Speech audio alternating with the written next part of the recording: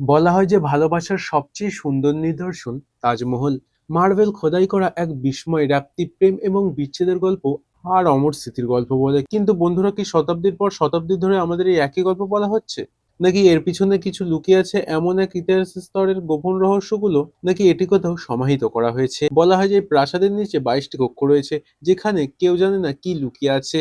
কিছু লোক বলে সেখানে একটি মন্দির ছিল, আর কিছু লোক একটিকে একটি চমৎকার রহস্য হিসেবে বিবেচিত করে।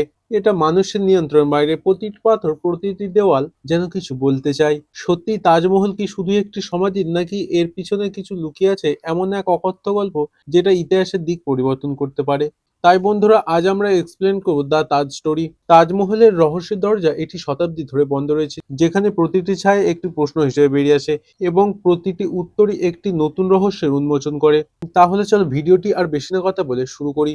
বন্ধুরা, চ্যানেলটি সাবস্ক্রাইব করে রেখো আরো নতুন নতুন ভিডিওর আপডেট পাওয়ার জন্য। আর ভিডিওতে একটি লাইক করে দিও, যাতে আরো মানুষের কাছে এই ভিডিওটি পৌঁছায়। সিনেমাটি শুরু হয় 1959 সাল থেকে। আমাদের প্রত্নতাত্ত্বিক বিভাগের একটি দলকে দেখানো হয়, তারা তাজমহলের কক্ষে প্রবেশ করে। সেখানে কিছু সংস্কারের কাজ চলছে। হয়েছিল যে 22টি কক্ষ বন্ধ করে দেওয়া হয়েছে, সেখানে শ্রমিকরা মেরামতের কাজ চালাচ্ছেন। তারপরে তিনি দেখলেন যে 22টি কক্ষের ওই ঘরগুলোর মধ্যে একটি ঘরের ইট পড়তে শুরু করেছে। সেই কারণে ভেতরে সবকিছু সহজেই দেখা যায়। যখন মিস্টার রাও ভেতরে তাকিয়ে দেখে, সে সম্পূর্ণ অবাক হয়ে যায়। সেখানে এমন কিছু ছিল যা দেখে সে সম্পূর্ণ অবাক হয়ে গেল। এরপরে সিন শিফট হয় 2023-এ, যেখানে আমাদের বিষ্ণু দাস নামে একজন ব্যক্তিকে দেখানো হয়। সে তাজমহলে গাইড হিসেবে কাজ করে। সে প্রায় এখানে 25-30 বছর ধরে কাজ করছে। তাই বিষ্ণু দাসের ছেলেও এই একই কাজ করছিল। আর নাকি বিষ্ণু দাসের বাবাও একই কাজ করত। তাজমহল সম্পর্কে বিষ্ণু দাসের যথেষ্ট জ্ঞান ছিল, যার কারণে সে এটার সম্পর্কে খুব সুন্দর করে ব্যাখ্যা করে পর্যটকদের বোঝাতে পারত। কিন্তু বিষ্ণুর পুত্র অবিনাশের একটা কথা মোটেও পছন্দ নয়। ব্যাপারটা হলো এরকম, বিষ্ণু দাস কেবল পর্যটকদের কাছ থেকে মাত্র 300 টাকা চার্জ করেন, কিন্তু যখন কেউ স্বেচ্ছায় 2000 টাকা টিপ দিতে চান, সে সেটা নিতে চান না। সে তার বাবাকে বলে, যদি বাবা আমরা এভাবেই চলতে থাকি তাহলে আমাদের সংসার কিভাবে চলবে? এটা থেকে জানতে পারা যায় বিষ্ণু দাস খুবই সৎ এবং আত্মনির্ভরশীল মানুষ।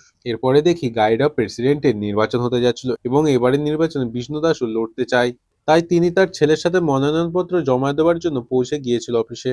এই সময়কার প্রেসিডেন্টের নাম ছিল উসমান খান। যদি বিষ্ণু দাস এই ইলেকশনে লড়ে, তাহলে তার জেতার সম্ভাবনা খুবই বেশি। কারণ বিষ্ণু দাসের ব্যাকগ্রাউন্ড একদম পরিষ্কার, সে সৎ এবং সবার সাথে খুব ভালো ব্যবহার করে। এই জন্য উসমান ভাই বিষ্ণু দাসের কাছে আসেন এবং সে বিষ্ণু দাসকে বলেন যে সে যেন এই ইলেকশন না লড়ে। তারা মনে করে সে আমাদের বিরুদ্ধে লড়তে যাচ্ছে। বিষ্ণু দাস তখন তাকে বোঝায়, আমি কারোর বিরুদ্ধে লড়তে যাচ্ছি না। আসলে আমি খুব ভালো কাজ করছি। এত বছর ধরে প্রেসিডেন্ট থেকেও যে কাজগুলো আপনি করতে পারেননি, আমি এটা খুঁজে পেয়েছি। হয়তো আমি এই কাজটা করতে পারবো। বহু বছর ধরে আমি বলে আসছি যে আমাদের গাইডদের নিরাপত্তার জন্য কিছু করা উচিত, কিন্তু এখনো পর্যন্ত এরকম কিছুই হয়নি। এইসব জিনিস অনেক আছে যা করা হচ্ছে না, তাই আমাকে প্রেসিডেন্ট হতে হবে। এবং যখন আমি গাইড অফ প্রেসিডেন্ট হব, তখন আমি সবকিছু পরিবর্তন করতে পারবো। এত তাড়াতাড়ি নির্বাচন ছিল যে বিষ্ণু দাস সে নির্বাচনে অংশগ্রহণ করে।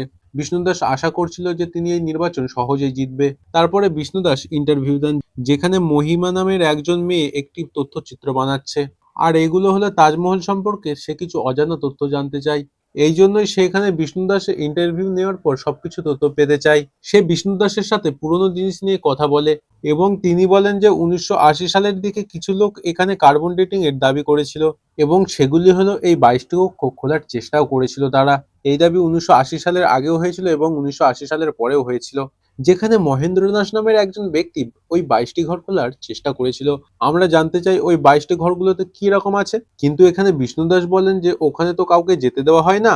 কিন্তু সম্ভবত ওই 22টি ঘরে এমন কিছু নেই, সেখানে পর্যটকদের যেতে দেওয়া উচিত। কিন্তু এখানে আমরা জানতে পারি যে মহেন্দ্র দাস বিষ্ণু দাসের বাবা ছিল, এবং তিনি তাজমহলের গবেষণা এবং উন্নয়নের সাথে জড়িত ছিলেন। 22টি তালাবন্ধ ঘরের রহস্য অনুসন্ধান এবং উন্মোচন করতে চেয়েছিলেন তিনি, কিন্তু রাজনৈতিক চাপ আর একটি নির্দিষ্ট সম্প্রদায়ের লোক তাদের উপর এত চাপ দিচ্ছিল যে মহেন্দ্র দাসকে আত্মহত্যা করতে হয়। বিষ্ণু দাস যখন এই কথা ভাবেন, তখন তার খুব কষ্ট হয় যে শেষ পর্যন্ত বাবা কি জানতে চাইছিলেন, এবং যদি সে এটা রিসার্চ করছিল এবং যদি এটা সত্যি হয়, তাই এই ব্যাপারে সে খুব দুঃখ হবেন। কারণ বিষ্ণু দাসের এরকম অনেক কথা জানা আছে যা তাজমহলের ইতিহাস বদলে দিতে পারে, কিন্তু বিষ্ণু দাস এখনো এটা জানার চেষ্টা করেনি।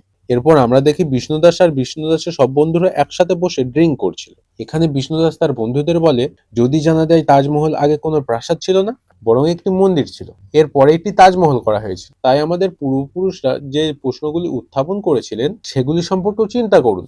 তাদের উত্তর জানা কতটা গুরুত্বপূর্ণ। বরং এটি একটি মন্দির ছিল। এরপরে একটি তাজমহল করা হয়েছিল। তাই আমাদের পূর্বপুরুষরা যে প্রশ্নগুলি উত্থাপন করেছিল সেগুলি সম্পর্কে চিন্তা করুন, তাদের উত্তর জানা কতটা গুরুত্বপূর্ণ। তারপর দেখিল ওই লোকগুলোর মধ্যে একজন রেগে যায়। সে তখন বিষ্ণুদাসকে বলে যে তাজমহল আমাদের জীবিকা নির্বাহ করছে, আমাদের কোনো অধিকার নেই তার বিরুদ্ধে প্রশ্ন উত্থাপন করার। আমরা যে থালাতেই খাচ্ছি সেই থালাতে আমাদের ছিদ্র করা মোটেও উচিত নয়। তারপর বিষ্ণুদাস বলে তাজমহল অবশ্যই আমাদের জীবিকা নির্বাহ করে দিচ্ছে, কিন্তু তার মানে এই নয় যে তাজমহলের ইতিহাস জানার কোনো অধিকার নেই। তুমি কখনো সমাধির ওপর গম্বুজ দেখেছো? তুমি কি কখনো দেখেছো যে এর মধ্যে একটি ফুলদানি আছে এবং তার উপর একটি আমের পাতা এবং একটি চাঁদও আছে? আমি এটা কেবল মন্দিরে দেখেছি। আমার মনে হচ্ছে তাজমহলে একটা সমাধি নয়, সেটা মন্দির। দুধ আর জল তখনই দুধ হবে যখন এটার কার্বন ডেটিং করা হবে। এই কথাটা শোনার পর বিষ্ণুদাসের অনেক বন্ধু রেগে যায়। তাদের মধ্যে অনেক তর্ক বিতর্ক হয়। এরপর আমরা দেখতে পাই বিষ্ণুদাসকে নির্দেশিকা দেওয়া হয়েছে। সভাপতি এবং সমিতির লোক তাকে তারা ফোন করে ডাকে। ব্যাপারটা গতকাল সন্ধ্যায় যখন বিষ্ণুদাস সেই সব কথা বলছিলেন, ওই লোকগুলোর মধ্যে কেউ একজন রেকর্ড করে সেটা ইন্টারনেটে ছেড়ে দিয়েছে এবং ভিডিওটি এখন সম্পূর্ণ ভাইরাল হয়ে গেছে। বিষ্ণুদাসের বিরুদ্ধে এখন অনেক লোক মৃত্যুর স্লোগান তুলছে। এখন সমিতির সদস্যরা তাকে তাদের কাছে ডেকে পাঠালে। উসমান খান এখনো পর্যন্ত প্রেসিডেন্ট ছিল। সে এখানে বিষ্ণুদাসকে বলে তোমাকে সাসপেন্ড করা হবে, কারণ বিষ্ণুদাসের ভিডিওতে যা যা বলা হয়েছে এইসব তাদের মতে খুবই ভুল এবং তারা অনুমান করছে যে বিষ্ণুদাস পর্যটকদের মিসগাইড করতে পারে। এই জন্যই তাকে সাসপেন্ড করা উচিত।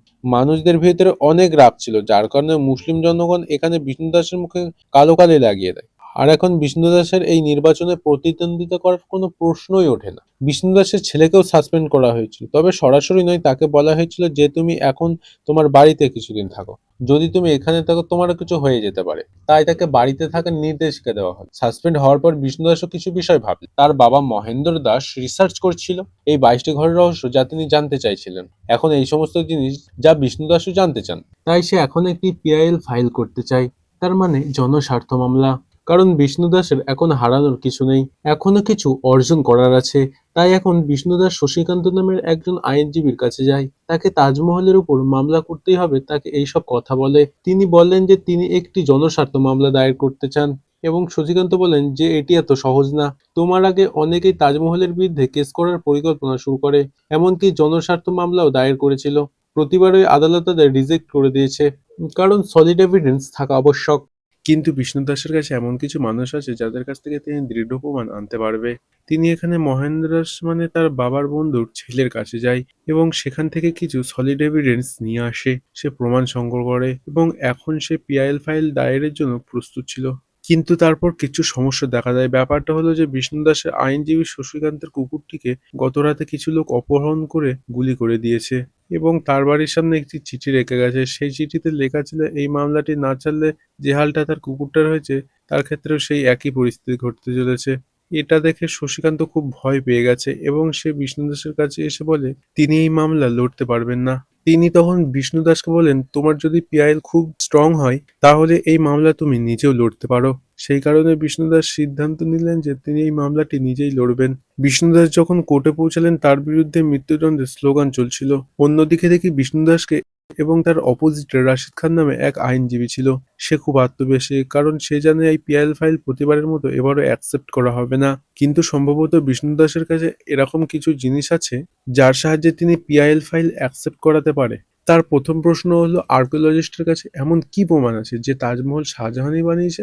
এবং আমি এডুকেশন বোর্ডকে প্রশ্ন করতে চাই আসলে তিনি তাজমহলের ইতিহাসকে কিভাবে লিখেছেন এবং কিসের ভিত্তিতে তাজমহলের ইতিহাসকে শেখানো হয়। আর একটি প্রশ্ন সরকারের জন্য, যে তাজমহলের নিচে 22টি ঘরে কি এমন আছে সেটা লুকানো হচ্ছে। কারণ বিষ্ণুদাস বিশ্বাস করেন যে একটি উন্নত ভবিষ্যতের জন্য আমাদের অতীতের ভুল এবং সত্য মনে রাখা অবশ্যই দরকার। বিষ্ণুদাসের বক্তব্য হলো তাজমহল শাহজাহান তৈরি করেননি, বরং কোনো হিন্দু রাজের প্রাসাদ দখল করে সেটাকে সংস্কার করে এটি তাজমহলে পরিণত করা হয়েছিল।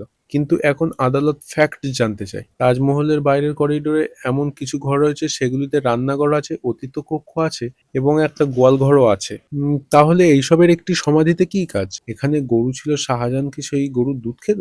আর এখানে একটা গানেরও ঘর আছে, তাহলে কি শাহজাহান মুজরা দেখতেন? এরপরে বিষ্ণুদাস তাজমহলের গম্বুজের ছবির দিকে ইঙ্গিত করে। তিনি বলেন যে গম্বুজের ওপর একটি কলস আছে, একটি নারকেল আছে এবং একটা আমের পাতাও রয়েছে, আর একটা অর্ধচন্দ্রও আছে যা ভগবান শিবের মাথার উপরে থাকে। সেটাকে একসাথে আমরা ত্রিশূল রূপে দেখতে পাই। আর ত্রিশূল সনাতন ধর্মের প্রতীক। আমি আজ পর্যন্ত কোনো সমাধিতে দেখিনি যে বৈদিক জিনিসপত্র আছে। তাই বিষ্ণুদাসের মামলার পরিপ্রেক্ষিতে এখানকার আদালত নিজের সিদ্ধান্ত নেয় এবং বিষ্ণুদাসের পিআইএলকে অ্যাকসেপ্ট করা হয়। আর এডুকেশন বোর্ড, হিস্টোরিয়ান বোর্ড আর আর্কিওলজিস্টের কাছে একটি নোটিশ পাঠানো হয় এবং আদালত বলে পরবর্তী হিয়ারিং এ তাজমহলের সম্পর্কিত সকল বিষয় নিয়ে আলোচনা করা হবে। সকল নথি এবং সকল প্রমাণ উত্থাপন করতে কোর্ট আদেশ দেয়। এইভাবে বিষ্ণুদাসের পিআইএল অ্যাকসেপ্ট করা, যা এটা খুব বড় ব্যাপার ছিল, কারণ এটা আগে কখনো ঘটেনি। এরপরে দেখি পরবর্তী হিয়ারিং স্টার্ট হচ্ছে। পরবর্তী হিয়ারিং এ এডুকেশন বোর্ড থেকে কল্পনাকে ডাকা হয় এখানে। রাশিদ খান তখন তাকে জিজ্ঞাসা করে। কল্পনার মাধ্যমে জানা যায় শিক্ষা বোর্ড কি করে লেখেন এবং কি করে সেটা পড়ানো হয়। এই সবের জন্য শিক্ষা বোর্ড দায়ী। তাকে এখন বিষ্ণুদাস কিছু প্রশ্ন করেন। তিনি বলেন যে মুঘলদের ইতিহাস যেভাবে শেখানো হয়, একইভাবে আমাদের হিন্দু সভ্যতার কিছু রাজা ছিল, তাদের ইতিহাসকে শেখানো হয় না কেন? সে বলে যে নাথুরাম গডসে গান্ধীজিকে গুলি করে হত্যা করেছিল, তাই আমাদের শেখানো হয় গান্ধীজিকে নাথুরাম গডসে গুলি করে মেরেছে। সে একজন সনাতনী ছিল আর তিনি সংবাদপত্রের জন্য কাজ করত। এত বিস্তারিতভাবে নাথুরাম গডসের বর্ণনা করা হয়েছে এবং সমগ্র মুঘল সাম্রাজ্যের সম্পর্ক এভাবেই বর্ণনা করা হয়েছে। কিন্তু হিন্দু রাজারা কি ভুল করেছিলেন? ওই মানুষগুলোর সম্পর্কে এত ডিটেলসে কেন বলা হয় না আমাদের? এরপরে আমরা দেখি অবিনাশের ছেলে যে স্কুলে পড়ে সেই স্কুলে অবিনাশকে ডাকা হয়। আসলে সেখানকার প্রিন্সিপাল তার সম্পর্কে কিছু অভিযোগ আছে সেটা বলে। প্রিন্সিপাল তখন বলে, আপনার বাচ্চা তাজমহলের সম্পর্কে আজে বাজে বাচ্চাদের কথা বলছে। সে বলছে তাজমহল একটি সমাধি নয়, বরং একটি মন্দির। তোমার বাবা এখন কেস লড়ছে, কিন্তু এখন আমাদের সিলেবাসে যা লেখা আছে সেটাই শেখানো হবে। তুমি তোমার বাচ্চাকে বোঝাও সে যেন অন্য বাচ্চাদের এসব কথা না বলে আর তাদের সম্পর্কে যেন না জিজ্ঞাসা করে, না হলে আমাদের তোমার বাচ্চাকে সাসপেন্ড করতে হবে। পরবর্তী হিয়ারিং এ রাশিদ খান হাবিব নামে এক ব্যক্তিকে আদালতে তলব করে। সে তখন বলে শাহজাহানের তাজমহল তৈরি করার আইডিয়া কিভাবে এলো। ব্যাপারটা হলো এরকম যে শাহজাহান আর মুমতাজ দাবা খেলছিল। এরপর হঠাৎ তারা একটি শিশুর কান্নার শব্দ শুনতে পান। ওই বাচ্চার কণ্ঠস্বর আসলে মুমতাজের পেট থেকে আসছে। সেটা ভালো লক্ষণ ছিল না। শাহজাহান বুঝতে পারে এই জন্য মুমতাজের বড় বিপদ হতে পারে। সে তাদের 14তম বাচ্চা হতে চলেছে। এটা দেখে মুমতাজ বুঝতে পারলো যে সে আর রক্ষা পাবে না। তখন শাহজাহানকে মুমতাজ তার দুটি ইচ্ছার কথা বলে।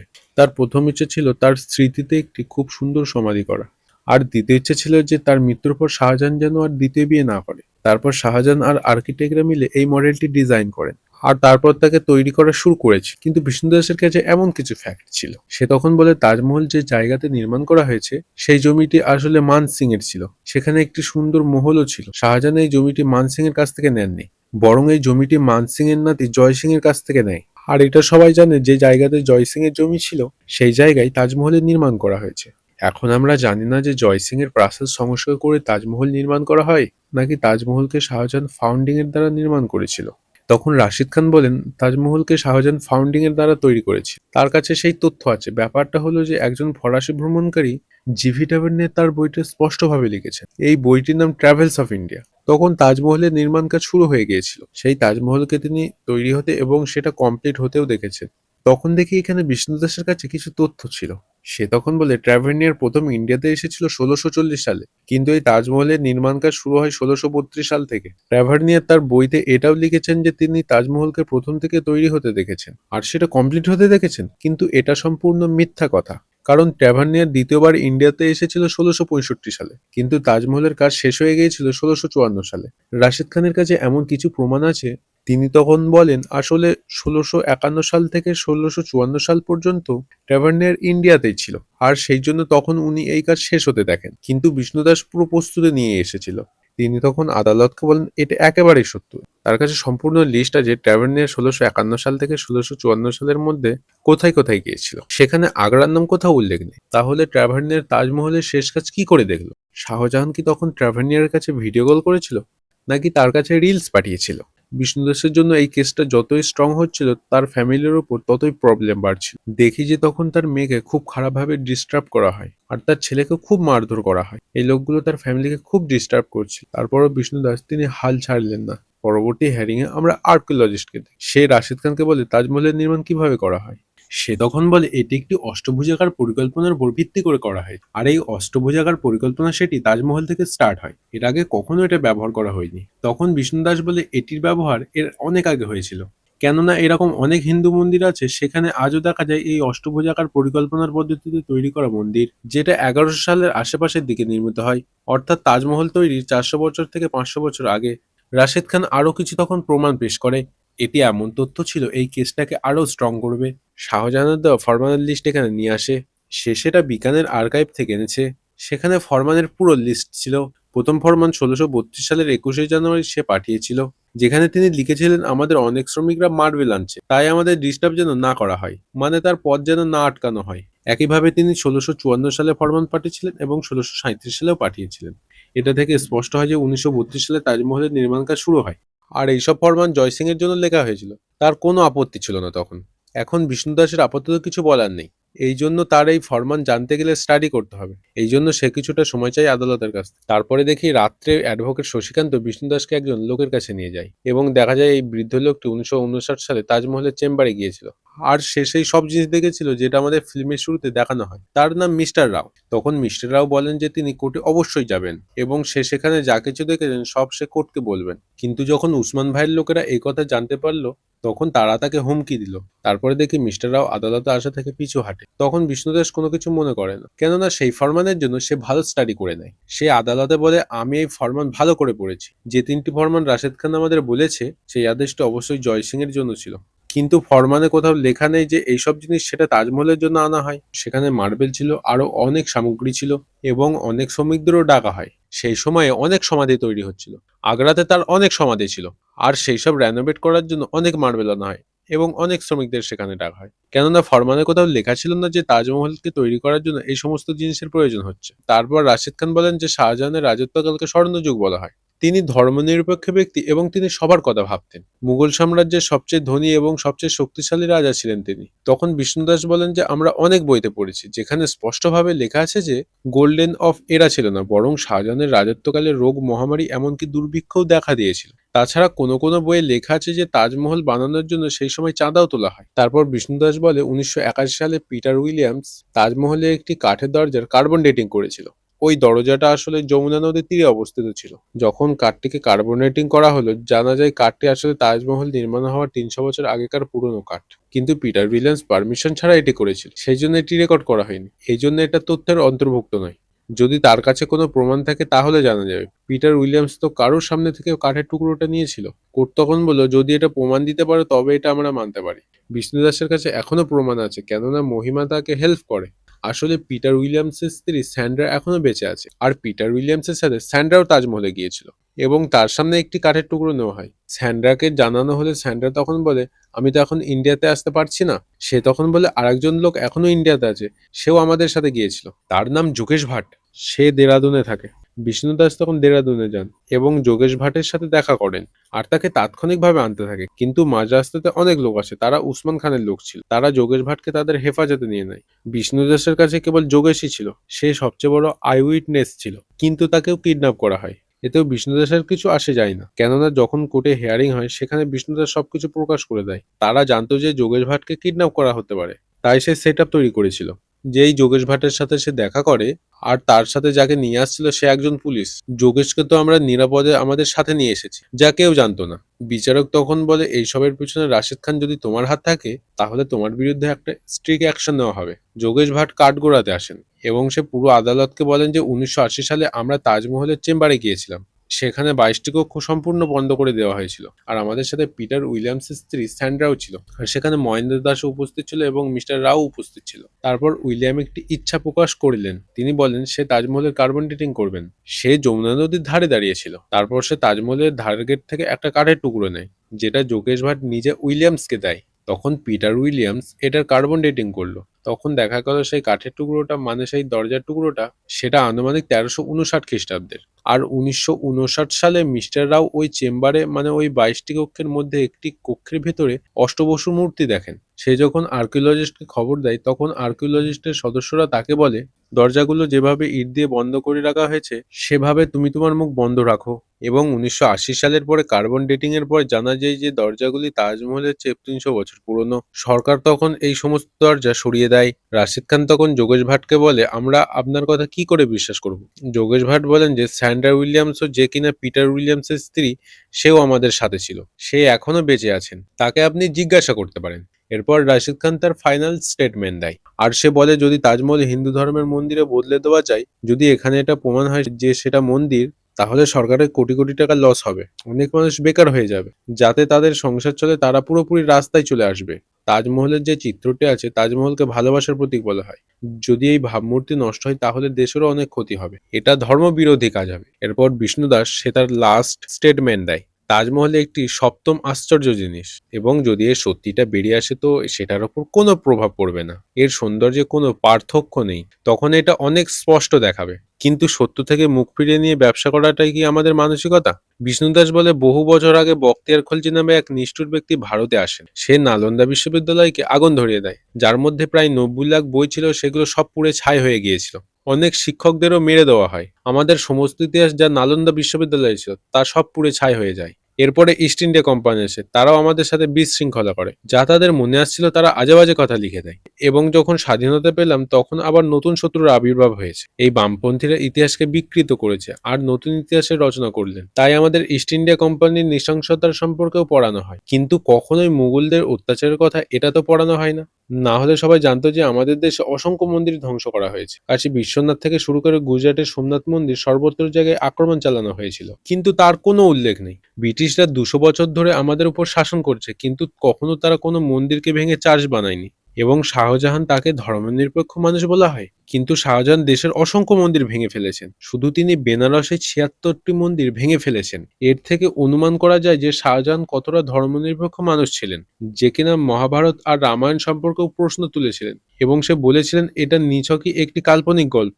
এই মানুষদের মুখের উপর চুনকালি লাগিয়ে দিয়েছে আর্কিওলজিস্টরা, এবং তারা রামায়ণ ও মহাভারত হওয়ার প্রমাণ দিয়েছে, আর তাদের মুখ সম্পূর্ণ বন্ধ করে দিয়েছে। কিন্তু এখন সময় এসেছে আওয়াজ তোলার। এখন অস্তিত্ব নিয়ে যদি প্রশ্ন না করা হয় তাহলে আমাদের অস্তিত্ব নিজেই প্রশ্ন থেকে যাবে। তারপর আদালত তার রায় দেয়। আদালত তখন বলে হিস্ট্রিতে অনেক জালিয়াতি হয়েছে আর অনেক ভুলও আছে, যেগুলো শুধরানো অবশ্যই দরকার। এই জন্য আদালত এই সিদ্ধান্তে পৌঁছেছে যে শিক্ষা বোর্ড তার ইতিহাস বই যেন পরিবর্তন করে, এবং ভবিষ্যতে শিশুদের ইতিহাসের কোন অংশগুলি জানা দরকার সিলেবাসের অধ্যায়গুলোতে সেগুলো যেন যোগ করে, আর মন্দির এবং স্মৃতিস্তম্ভগুলি সিলেবাসে অন্তর্ভুক্ত করা হোক, বাচ্চারা যাতে তাদের দেশের মন্দির এবং প্রাসাদগুলোর ব্যাপারে জানতে পারে। আর তাজমহলের কথা বলতে গেলে তাজমহল একটি বিশ্ব ঐতিহ্যবাহী স্থান। আদালত এই সিদ্ধান্তে পৌঁছেছে যে উভয় পক্ষের নথিপত্র সঠিকভাবে দেখে আদালত এটা পরিদর্শনের পর আদালত সিদ্ধান্ত নেবে তখন। এই জন্য কোর্ট তাজমহলের সংরক্ষিত রাখার নির্দেশ দেয়। এর সাথে ছবিটি এখানেই শেষ হয়। এবং বন্ধুরা, এই ভিডিওর এক্সপ্লেন কেমন লাগলো সেটা অবশ্যই কমেন্টে জানিও। ভিডিওতে একটি লাইক করে দিও। আরো নতুন নতুন ভিডিওর আপডেট পাওয়ার জন্য আমাদের চ্যানেলটি সাবস্ক্রাইব করে রেখো।